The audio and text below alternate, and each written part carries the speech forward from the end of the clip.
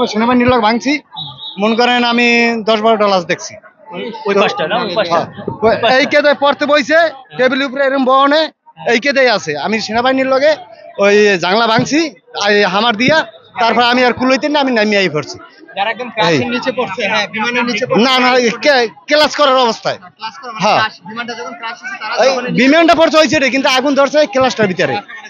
এরা লড়তেও পারে নাই। বাচ্চারা হ্যাঁ, বাচ্চারা 8 9 বাচ্চা সব। যেদিকে পড়ছে ওইদিকে তো আমাদের ক্রাশটা হয়েছে না।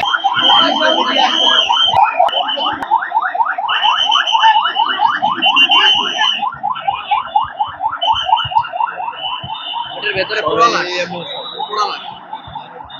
জীবিত নাই আর ভাই ভাই বামে দিয়া ভাই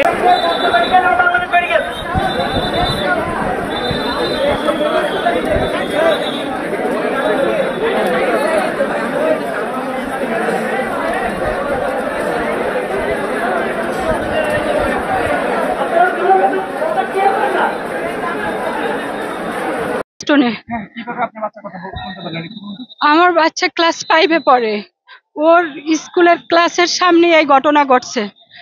আমার বাচ্চা, আমি খবর পেয়ে ছুটে আসছি, এসে স্কুলে খুঁজতেছি, পরে মিসের কাছে জানতে পারলাম, বের করে দিছে। আমার বাচ্চা বাসায় গিয়ে আমার বোনের ফোন দিয়ে আমাকে জানাইছে।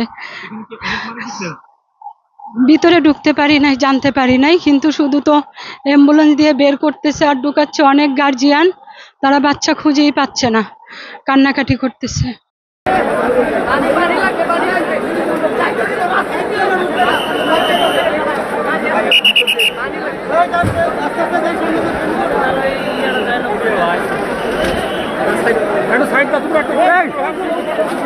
বাকি কই ভাই